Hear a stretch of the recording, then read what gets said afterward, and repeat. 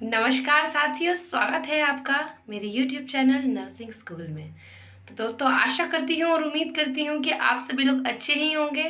और जैसे मेरे साथी अभी SGPGI नर्सिंग ऑफिसर का एग्ज़ाम देकर आए थे, तो मैं फीडबैक चाहती हूँ, आप कमेंट बॉक्स में मुझे बताएं कि SGPGI का आपका एग्ज़ाम कैसा रहा दोस्तों, कैसे क्वेश्चन आए थे लेवल के, और आपको कितनी हेल्प मिली मेरी टेस्ट सीरीज से, जितनी भी मैंने अभी तक चैनल पे अपलोड करी है।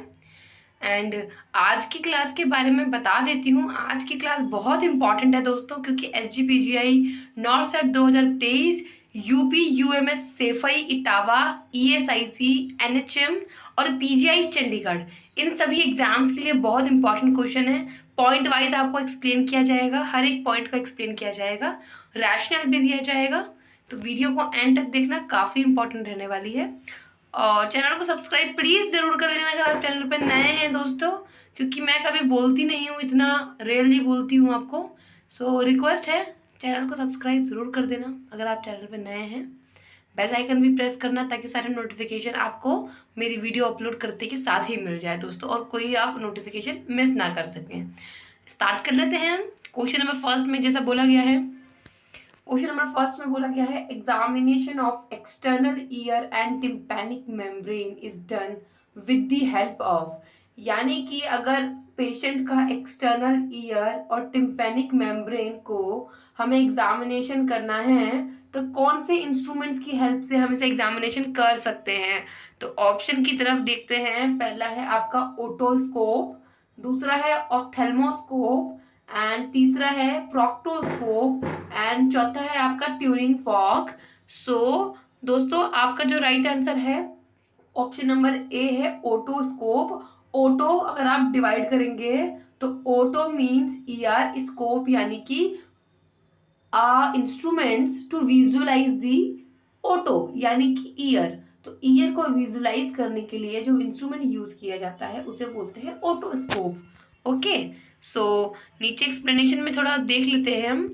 यहाँ पे लिखा हुआ है जैसा कि एन ओटोस्कोप और auriscope is a medical device which is use to look into the ear, and health care providers use the otoscopes to screen for the illness during regular checkups and also investigate the ear symptoms। ठीक है, year symptoms को rule out करने के लिए otoscope किया जाता है, जो कि एक रेगुलर चेकअप का हिस्सा है। ये एक ओटोस्कोपी। ओके, और ओटोस्कोप कुछ ऐसा दिखता है, आप सामने इमेज में देख रहे हैं, ये ओटोस्कोप है। ठीक है, और ये इसका हैंडल है जिसको फिजिशियन हाथ से होल्ड करते हैं, और ये जो पीस है इसे बोलते हैं ईयर पीस। इस ईयर पीस को हमें मीटस में ईयर कैनाल में इंट्रोड्यूस करना होता है, और फिजिशियन इस आई पीस, इसे आई पीस बोलते हैं, इस आई पीस से फिजिशियन देखते हैं। ठीक है, इसे बोलते हैं otoscope to visualise the ear. And second, आपका जो ऑप्शन आपने पढ़ा था ऑफ्थेल्मोस्कोप के बारे में, वो क्या होता है, ऑफ्थेल और स्कोप। ठीक है, ऑफ्थेल्मा और स्कोप अगर आप डिवाइड करेंगे तो यानी कि a scope which is use to visualise the eye. ठीक है, यहाँ पे लिखा हुआ है कि ऑफ्थेल्मोस्कोप को ऑफ्थेल्मोस्कोपी के लिए यूज किया जाता है, जो कि एग्जामिनेशन होता है बैक पार्ट ऑफ द आई, जिसे हम फंडस बोलते हैं, जिसमें क्या क्या इंक्लूड होता है। फंडस में इंक्लूड होता है रेटिना, ऑप्टिक डिस्क, कोरॉइड और ब्लड वेसल्स, जो कि ऑफ्थेल्मोस्कोप यूज किया जाता है उन्हें विजुअलाइज करने के लिए। ओके, एंड कुछ ऐसा दिखता है ऑफ्थेल्मोस्कोप।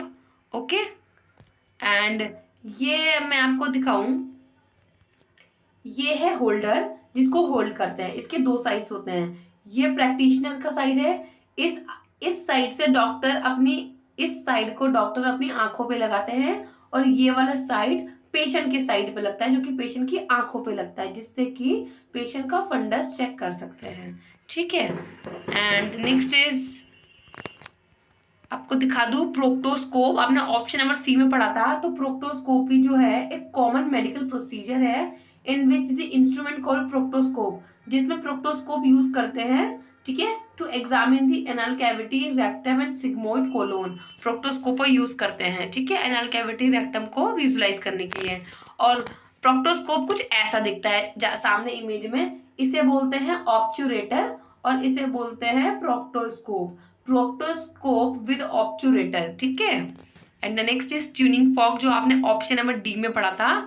तो ये जो ट्यूनिंग फॉर्क है एक वाइब्रेट्स होता है, ठीक है, मेटल का होता है, set the frequency after being stuck on the heel of the hand and it is used to assess the vibratory sensation and hearing, ठीक है। ट्यूनिंग फॉर्क जो है वो Rinne's test and Weber's test के लिए होता है, लिख देती हूँ वेबर, ठीक है, Weber and Rinne, Weber and Rinne test, जो कि यूज किया जाता है to assess the cranial nerve 8, जो कि वेस्टिबुलो कोक्लियर नर्व होती है, हियरिंग नर्व होती है, उसके फंक्शन को असेस करने के लिए किया जाता है दोस्तों, ठीक है।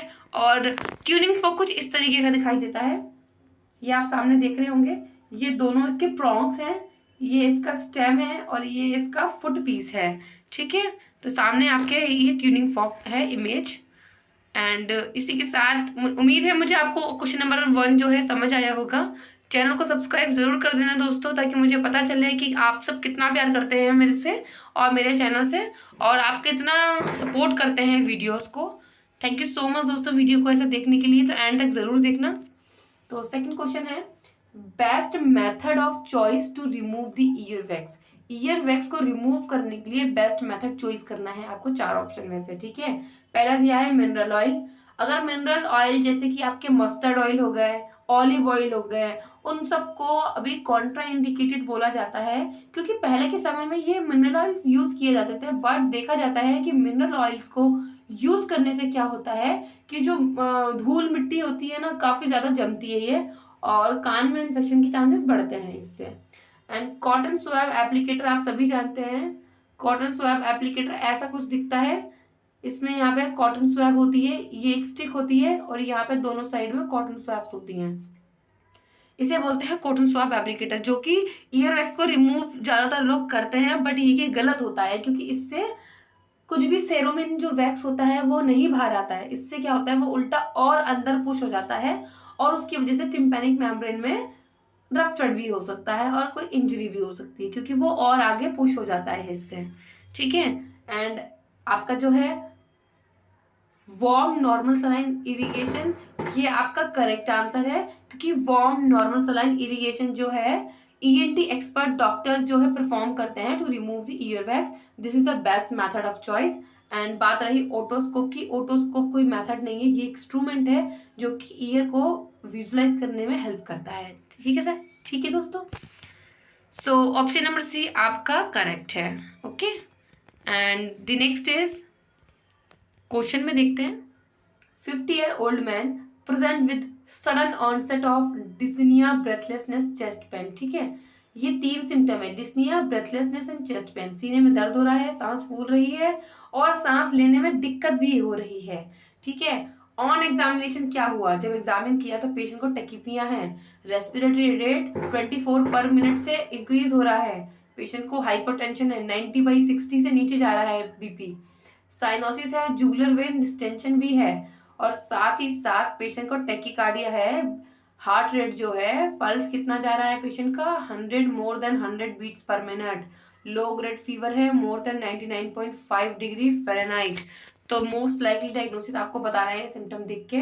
तो पहले हम देखते हैं एक्यूट एमआई। एक्यूट एमआई में ये सिम्टम्स नहीं होते हैं दोस्तों, क्योंकि एक्यूट एमआई में अगर आप सिम्टम की बात करेंगे तो आपको याद रखना होगा क्रशिंग, ठीक है, crushing is the symptom of MI, ठीक है। And acute attack of bronchial asthma अगर बोलेंगे तो इसमें भी ये सिम्टम्स नहीं होते हैं, कुछ सिम्टम देखे जाते हैं, लेकिन जैसे कि साइनोसिस और जुगुलर वेन डिस्टेंशन ये सब नहीं देखा जाता, हाइपोटेंशन, स्ट्रोक, स्ट्रोक की कंडीशन में भी ये सब नहीं होता है। और नेक्स्ट ऑप्शन है आपका pulmonary embolism, this is the right answer, pulmonary embolism, ठीक है। बिकॉज अब ये क्या कंडीशन होती है हम देख लेते हैं, ये एक कंडीशन है जिसमें एक से ज्यादा जो लंग्स की आर्टरीज हैं वो ब्लड क्लॉट से ब्लॉक हो जाती हैं, ठीक है। और मोस्ट टाइम क्या होता है, जो पल्मोनरी एम्बोलिज्म है वो ब्लड क्लॉट से ही कॉज होता है, जो कि लेग से ट्रेवल करके लंग्स तक आता है, ठीक है। कब आता है, जब पेशेंट को डीवीटी की कंडीशन होती है, डीप वेन थ्रोम्बोसिस की, तो उसका जो ब्लड क्लॉट होता है वो ट्रैवल करता है ट्रैवल करता है वेन से ठीक है, लंग्स तक जाता है और लंग्स तक जाने के बाद क्या करता है, वहां पे ब्लड क्लॉट आर्टरीज में जाकर ब्लॉक हो जाता है।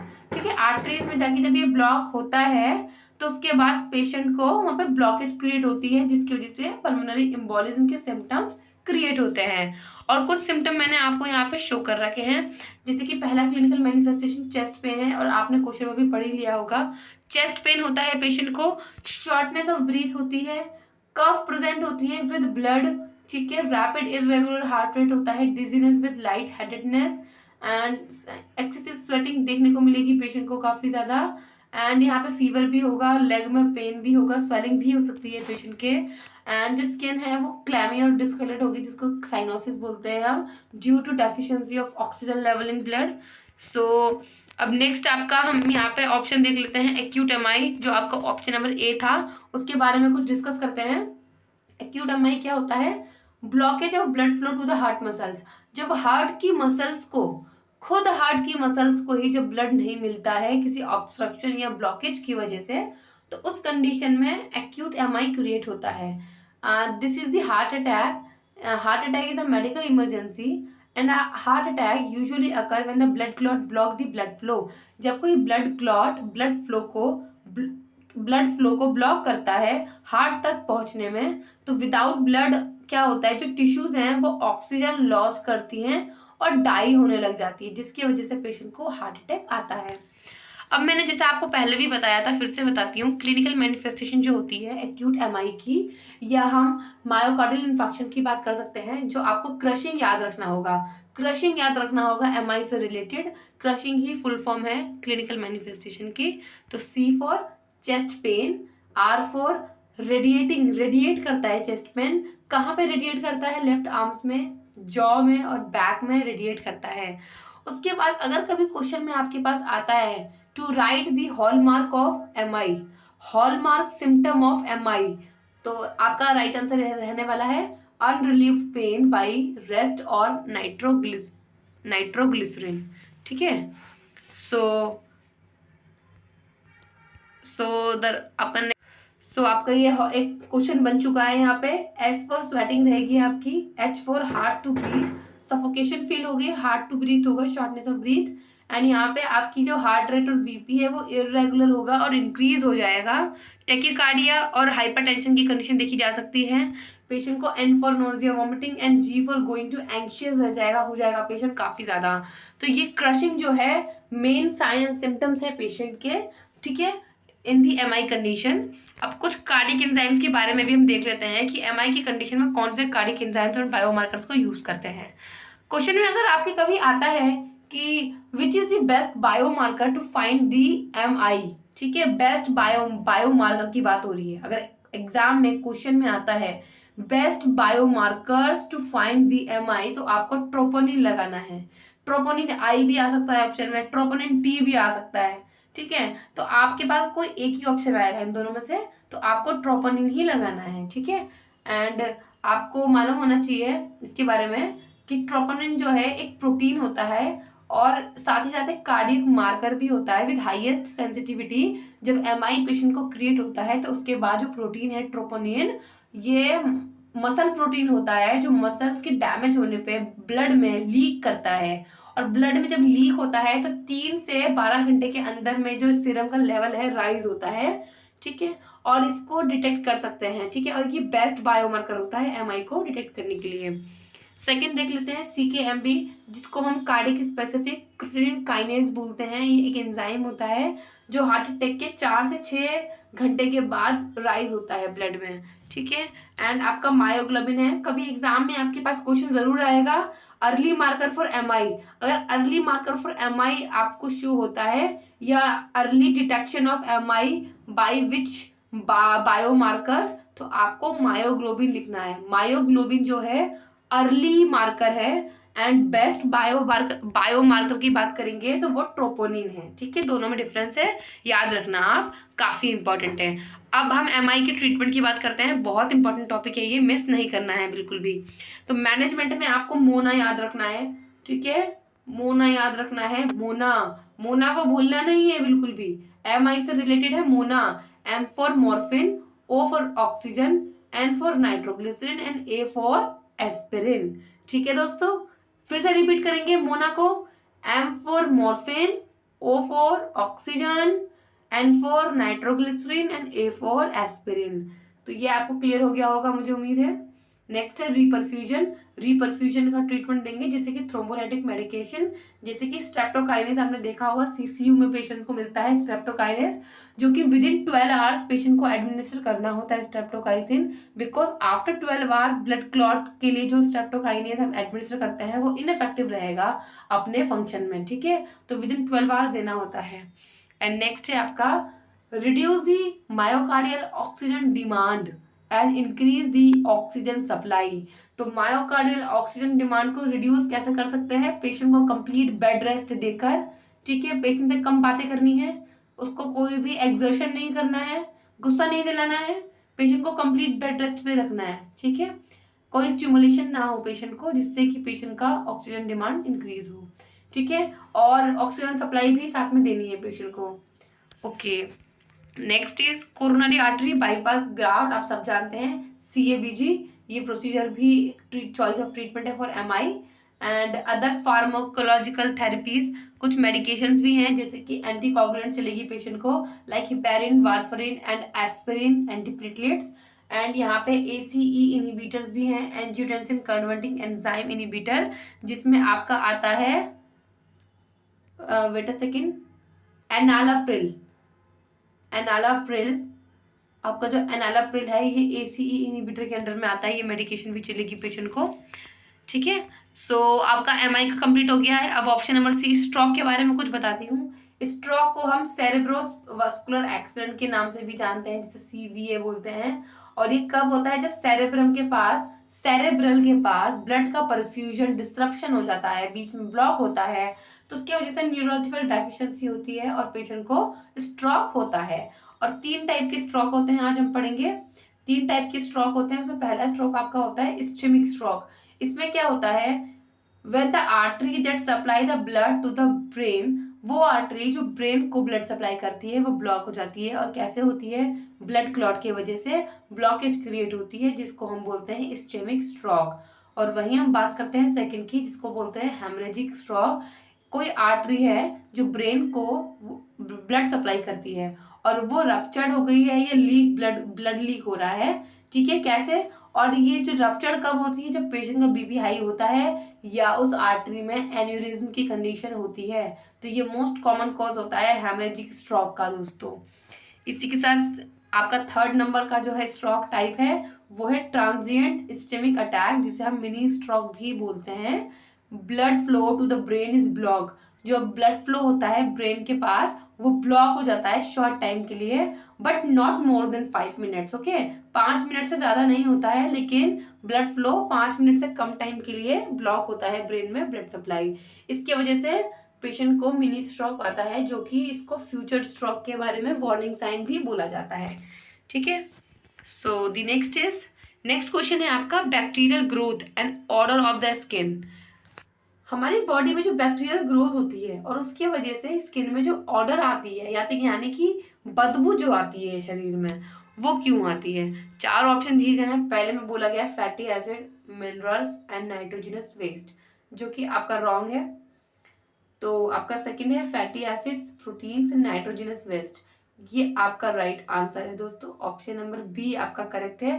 Fatty acid, protein and nitrogenous waste के एक साथ होने से बैक्टीरियल ग्रोथ होता है और स्किन से ऑर्डर आती है, बदबू आती है। ठीक है, नेक्स्ट क्वेश्चन है आपका nurse Ramiya is prepare the injection Augmentin. Injection Augmentin antibiotic है, पेशेंट को एडमिनिस्टर करना है, आप उसे डाइल्यूट कर रहे हैं मेडिसिन को। तो क्वेश्चन में बोला गया है to ensure the complete dilution. अब वो कंप्लीट डाइल्यूशन कैसे करेगी ये बताना है आपको। पहला ऑप्शन है वार्म दी डाइल्यूट। डाइल्यूट को वार्म नहीं करेंगे, रॉन्ग है। ठीक है, दिस इज रॉन्ग, ये नहीं करना है। Shake the medicine vial vigorously, not, ऐसे नहीं करना है। एंड नेक्स्ट है आपका after adding the diluent keep the vial as it is नहीं रखनी है, फिर वो डाइल्यूट नहीं होगा, स्टिक हो जाएंगे उनके particles. Roll the vial between the palms, this is the right answer, option number C is the right answer आपका, ठीक है।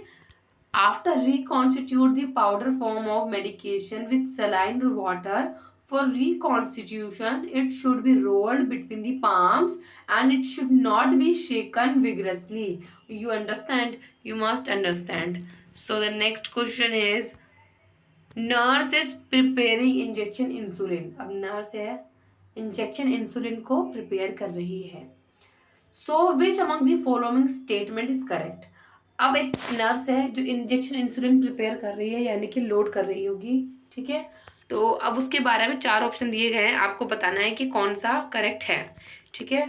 2 type of insulin should not be mixed, ऐसा बोला गया है कि 2 टाइप की इंसुलिन को मिक्स नहीं करना होता है, ठीक है। एंड नेक्स्ट बोला है drop the regular insulin then NPH insulin, this is the right answer. सबसे पहले हमें रेगुलर इंसुलिन लेना होगा, ठीक है, क्योंकि रेगुलर इंसुलिन लेना होगा क्योंकि जो ये एनपीएच इंसुलिन है ये इंटरमीडिएट एक्टिंग इंसुलिन होता है, ठीक है। तो इसको मिक्स नहीं करना होता, इसलिए पहले रेगुलर इंसुलिन ड्रॉ करते हैं।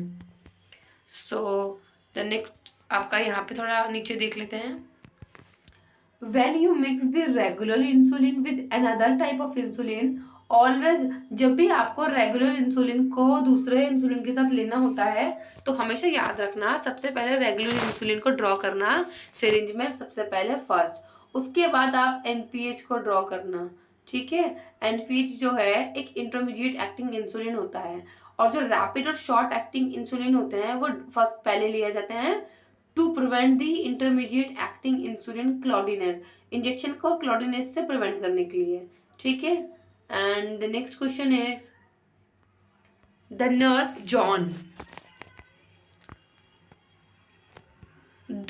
John is reviewed his nursing care plan for assigned client and decided to revise the nursing care plan for his patient. And which step of nursing process revision take place? Nurse John है जो अपने patient का nursing care plan review कर रहा है जो उसको assign किया गया है पेशेंट। अब उसने बोला है कि नर्सिंग केयर प्लान को वो रिव्यू करेगा, रिवाइज करेगा। तो नर्सिंग प्रोसेस को रिव्यू करने के लिए कौन से फेज में किया जाता है? तो आपको सबसे पहले पता होना चाहिए असेसमेंट वो फेज होता है जिसमें हम सब्जेक्टिव डाटा और ऑब्जेक्टिव डाटा को कलेक्ट करते हैं। सब्जेक्टिव डाटा वो होते हैं जो पेशेंट हमें कंप्लेंट करके बताता है और ऑब्जेक्टिव डाटा वो होते हैं जिसको फिजिशियन या nurses by observation and physical examination collect करते हैं, ठीक है। और उसको बोलते हैं असेसमेंट, जो कि नर्सिंग केयर प्लान और नर्सिंग प्रोसेस का मेन इंपॉर्टेंट स्टेप होता है, ठीक है। उसके बाद होगी प्लानिंग। प्लानिंग में क्या करते हैं, हम प्रायोरिटीज को सेट करते हैं। प्रायोरिटीज सेट करना बहुत जरूरी है जो कि हम प्लानिंग में प्लान करते हैं, ठीक है। उसके बाद इम्प्लीमेंटेशन में क्या होता है, जो प्रायोरिटीज हम सेट करते हैं उन्हीं प्रायोरिटीज को हमें इम्प्लीमेंट करना होता है जो भी हमने प्लान किया होता है।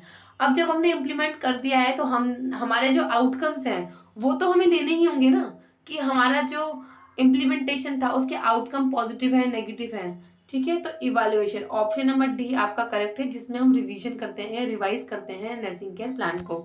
ऑप्शन नंबर डी आपका करेक्ट है, ओके।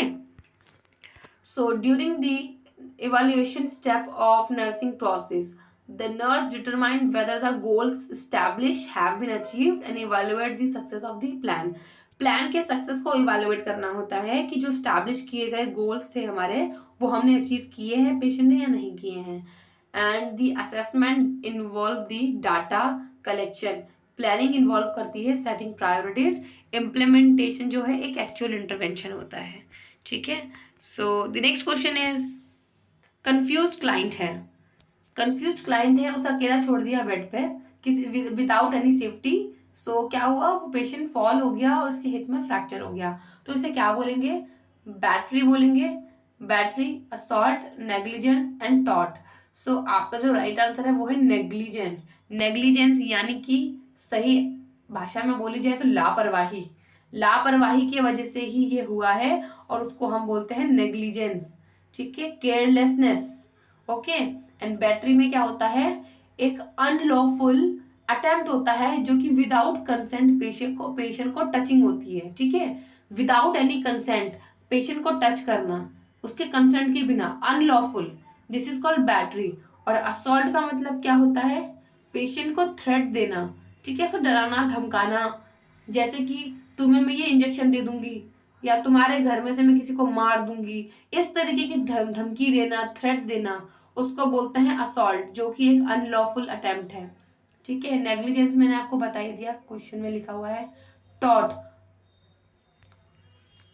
टॉट के बारे में पढ़ेंगे, वेट अ सेकेंड, टॉट के बारे में नीचे पढ़ेंगे। नेग्लिजेंस मैंने आपको बता ही दिया था।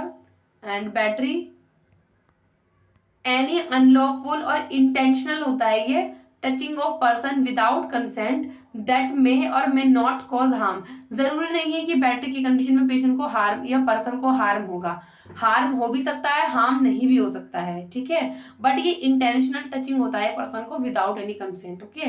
एंड असॉल्ट में अनलॉफुल एक्ट होता है जिसमें पर्सन को थ्रेट दिया जाता है, और अटेम्प्ट टू बॉडी इंजरी बोला जाता है, जैसे कि threat to give the injection without any consent. Tort में क्या होता है, रॉन्गफुल एक्ट होता है जो कमिट किया जाता है अगेंस्ट द पर्सन और प्रॉपर्टी। टॉर्ट को दो हिस्से में बांटा गया है, intentional tort and unintentional torts.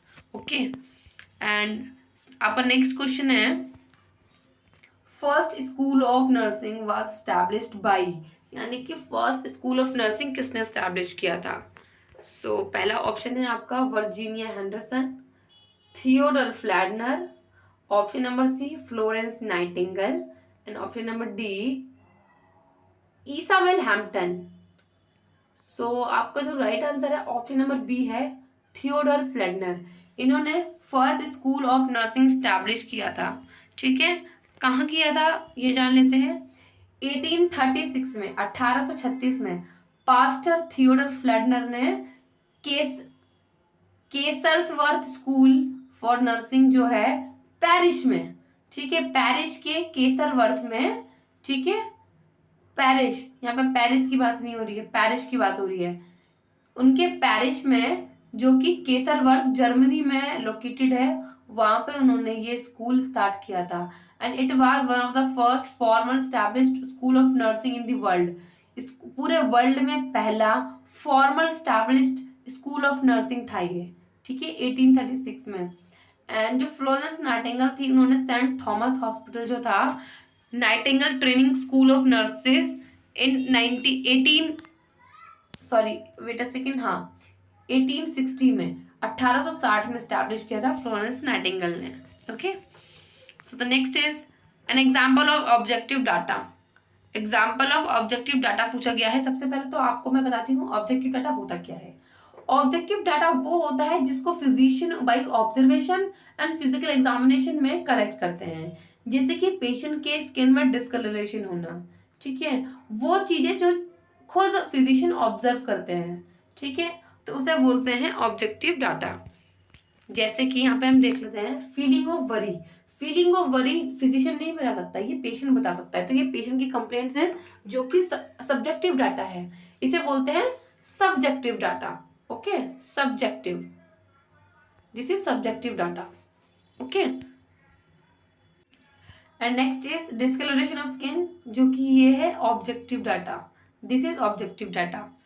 And itching and nausea, दो ऑप्शन में है ना, ईचिंग एंड नोजिया, ये है subjective. Okay, this is the subjective data, ये पेशेंट हमें कंप्लेन करेगा। सो आपको जो राइट आंसर था ऑप्शन नंबर बी था, discoloration of skin. Option number B आपका करेक्ट है, बिकॉज जो ऑब्जेक्टिव डाटा है वो मेजरेबल होता है। जो ऑब्जेक्टिव डाटा होता है ना, वो साइंस होते हैं, ठीक है, ये साइन होते हैं जो डॉक्टर इसको by observation and physical examination में नोटिस करता है। और वहाँ जो सब्जेक्टिव डाटा है इसे सिम्टम बोलते हैं, जो पेशेंट हमें रिपोर्ट करता है, ठीक है, कि वो क्या फील कर रहा है, क्या परसीव कर रहा है, क्या कंसर्न है, ठीक है, थ्रू द इंटरव्यू। तो आज का जो टॉपिक था क्लियर हो चुका है, ठीक है, सारे क्वेश्चन मैंने कंप्लीट करवा दिए हैं आज के क्लास के। थैंक यू सो मच दोस्तों वीडियो को एंड तक देखने के लिए। ऐसे ही तैयारी करते रहिएगा, ठीक है, कॉन्फिडेंस लो होने मत देना, ठीक है, ऐसे ही डेली आपको टेस्ट सीरीज मिलती रहेगी। चैनल को अभी भी सब्सक्राइब नहीं किया है तो सब्सक्राइब जरूर कर लेना दोस्तों, क्योंकि मैं आपके लिए बहुत मेहनत कर रही हूँ और बहुत मेहनत से ये क्वेश्चंस बना रही हूँ। तो प्लीज मेरी मेहनत के लिए एक छोटा सा काम है, बस चैनल को सब्सक्राइब करना, ठीक है। सो प्लीज मेरी हेल्प जरूर करना दोस्तों। Thank you so much video को एंड तक देखने के लिए। तब तक के लिए goodbye and take care.